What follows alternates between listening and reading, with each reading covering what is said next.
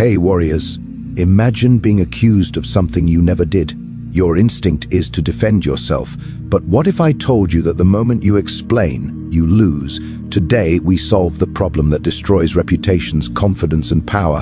Why defending yourself makes you look guilty, and the Machiavellian trick to flip the attack back on your enemy instantly. Watch closely, because once you learn this, no one will ever corner you again. Defensiveness is the quiet assassin of power. And Machiavelli understood this long before the modern world began pretending that honesty and explanation win people over. In truth, the moment you begin to defend yourself, you step into a trap designed by your accuser.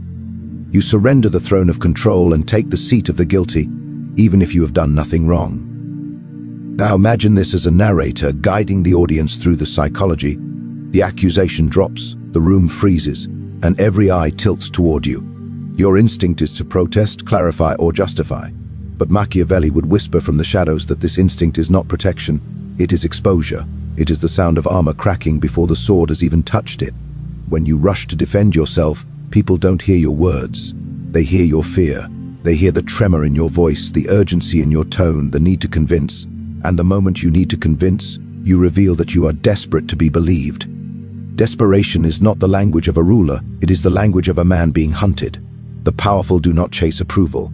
The powerful do not scramble for validation. The powerful do not explain, because explanation is a confession not of guilt, but of insecurity. A prince never trembles before an accusation. He stands as if the accusation is too small, too insignificant, too beneath him to merit a reaction. The audience must be drawn into this with intensity. Look deeper into the psychology of those who watch an argument unfold. They don't evaluate truth first. They evaluate confidence. They are drawn to the person who looks like they have nothing to fear, and they become suspicious of the one who appears eager to defend. It is a flaw in human perception, but Machiavelli never tried to fix human nature. He used it, he weaponized it. He understood that confidence creates reality in the minds of others, and fear distorts it. A man being accused who stands calm and unbothered appears stronger than the one who insists, pleads, or rationalizes. Calmness is taken as truth, panic is taken as guilt. And here's the cruel twist that Machiavelli understood with frightening clarity. Accusations are rarely about truth, they are about positioning, about who gets to stand taller in the eyes of the crowd. When you defend, you let the attacker choose the battlefield. They launch the arrow, and you scramble to shield yourself. But a prince does not shield himself when a peasant throws stones. He watches, unmoved, because the reaction itself determines whose status rises and whose falls. In the psychology of power, the moment you react, you have already allowed yourself to be pulled downward. Consider how this plays out in real life. A co-worker spreads a rumor, a partner questions your loyalty, an acquaintance twists your words. Your instinct is to explain. But explanation is acknowledgement. A Machiavellian mind sees something different. They see the accuser revealing their agenda. They see the accusation as noise, not a threat. They know that if they remain composed, the audience will begin to question the motives of the accuser instead. Why is this person attacking? What do they gain? Why are they so eager to prove something? Machiavelli knew that the world is filled with spectators waiting to choose sides, not based on truth, but based on who appears stronger. Defensiveness flips the energy. It signals that the accusation has penetrated your armor. It signals that your reputation is fragile. It signals that the attacker has struck a nerve. And once people sense that the attack has power over you, they perceive you as weakened, even if you are entirely innocent. In the game of influence, perception is more important than fact. Machiavelli wrote that men judge more by appearances than by reality, and defensiveness creates the appearance of guilt, no matter how pure your intentions. So imagine speaking to your audience in that Machiavellian narrator tone. The next time someone challenges you, do not rush to repair your image. Do not scramble to clear your name. Do not give them the satisfaction of seeing you flinch. Because the one who defends is always the one who feels smaller, and the one who stands still is always the one who seems larger. In the court of power, stillness is strength. Silence is strategy. Composure is dominance. Defending yourself is stepping into a role designed for those who have already lost, because the moment you start explaining, you place your reputation in the hands of the person who accused you, instead of the hands of the people who observe you. Control the narrative instead. This is the heart of Machiavellian strategy, the pulse of every power move in the courts of Florence, and the forgotten art in the modern world where people rush to clarify themselves instead of claiming the throne of perception. When Machiavelli observed rulers, generals, diplomats, and schemers, he noticed something that most people never see. The person who frames the story is the one who decides how everyone else interprets reality, and the one who defends himself against a story that someone else created is already living inside the enemy's imagination. So the narrator voice begins with authority, guiding the audience into the concept like a slow, tightening grip. If you are not controlling the narrative, then someone else is. And if someone else is, then you are already behind, reacting, explaining, trying to catch up to a version of events that you did not create. Machiavelli understood that power is rarely taken by force at first. It is taken by perception, by shaping how the crowd, the nobles, the soldiers, the allies, and even the enemies interpret every move. In his world, the narrative was a battlefield sharper than any sword, and words were weapons that could crown a man or condemn him. The powerful do not defend themselves because defense accepts the attacker's version of the story. Instead, they rewrite it. They shift the frame, they redefine the meaning, they turn the accusation into a revelation of the accuser's motives. They force the audience to look somewhere else, ask new questions, or doubt what they were told. The narrator reveals this with slow precision. When someone accuses you, they are not just attacking you, they are proposing a story. And Machiavellian power comes from refusing to live in the story proposed by your enemy. Imagine a rival claiming that you made a mistake, betrayed someone's trust, mishandled a responsibility, or acted with deception. The instinct of ordinary people is to say, "No, that's not true, let me explain." But Machiavelli would smirk at such weakness. He knew that the one who explains is already cornered, the one who clarifies is already beneath the judgment of others. The powerful never answer the accuser's question, they make the world question the accuser. They force the audience to consider what they were not supposed to see. The accuser's insecurity, their ambition, their jealousy, their timing, their suspicious motivation. When you ask, why would they say this now? You are not defending yourself. You are redirecting the spotlight. You are guiding the audience with the subtlety of a strategist, shifting their gaze from you to the true game unfolding behind the accusation. Controlling the narrative is not loud, it is not aggressive, it is deliberate. Machiavelli observed that once people start questioning the motives of the attacker, the content of the accusation becomes irrelevant. Humans are not loyal to facts. They are loyal to the story that feels most powerful, most confident, most decisive. And when you confidently redirect the conversation, you signal that the accusation does not disturb you, does not corner you, does not carry enough weight to require your defense. People follow strength, not explanations. They follow the one who leads the narrative, not the one who responds to it. The narrator deepens the grip on the audience by exposing a psychological truth. When someone defends themselves, they look like they are trying to escape something. But when someone reframes the accusation, they look like they're exposing something. One looks hunted, the other looks like a hunter, and the crowd always sides with the hunter. Machiavelli did not rely on morality or logic, he relied on human nature, and human nature is drawn to whoever controls the interpretation of events. The one who speaks first may start the story, but the one who reframes it finishes it. And finishing the story is where power lies. Picture this through the narrator's voice as a lesson unfolding. To control the narrative means you never answer directly. You answer with a new perspective. You guide the listener to a different conclusion, not through defense, but through dominance. You may raise an eyebrow and question why the accuser chose this moment. You may calmly note how convenient their timing is. You may simply redirect the conversation to a higher principle or a more pressing issue.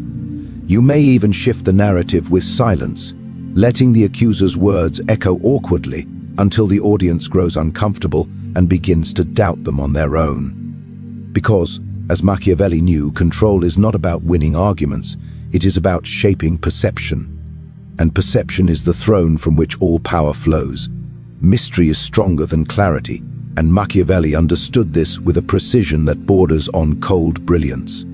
The narrator begins slowly, drawing the audience inward.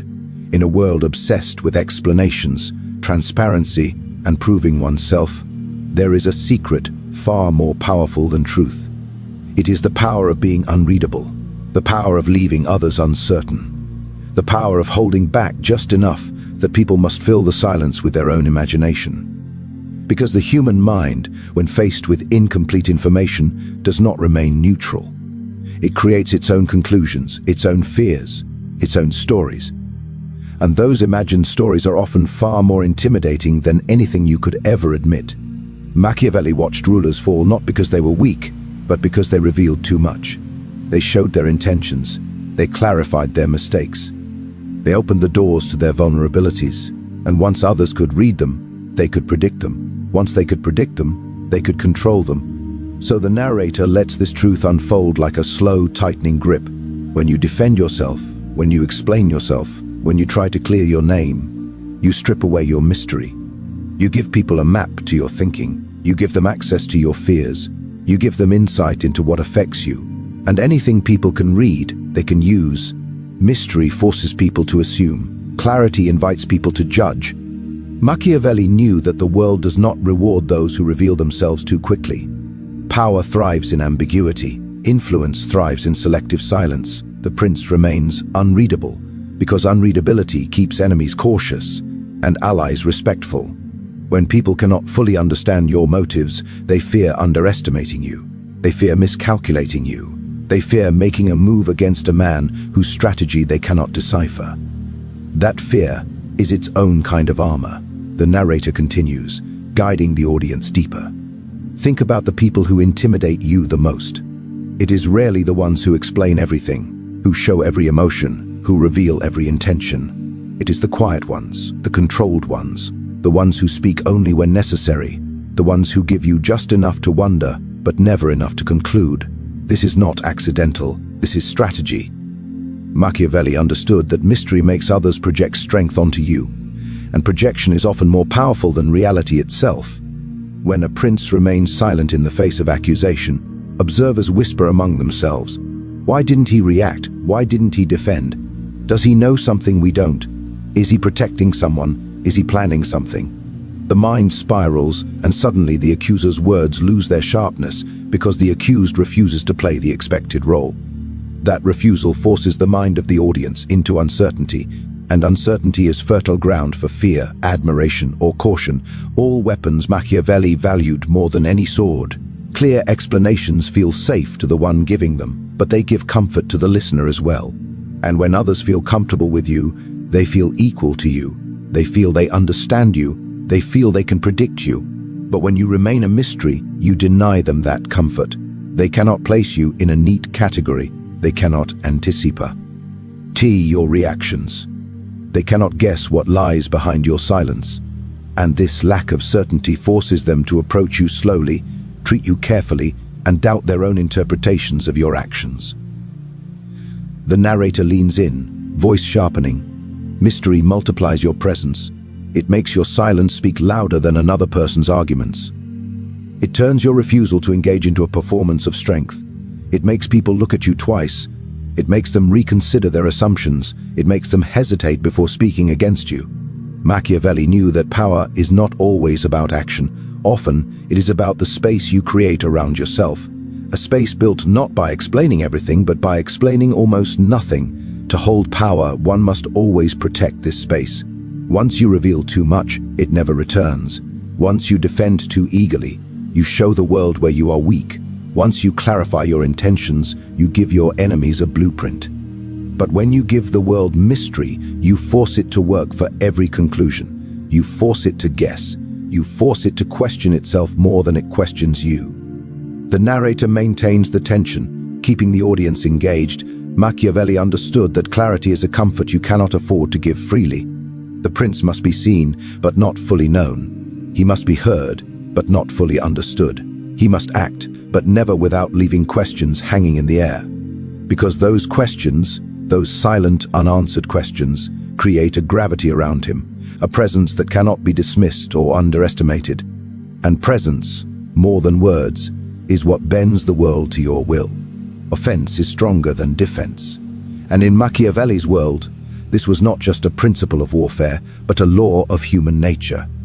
The narrator begins slowly, inviting the audience into a truth most people spend their lives avoiding: the person on defense is already losing. The person explaining, proving, or justifying is already submitting. But the one who pushes forward, who redirects, who counters, who reframes, that person creates momentum.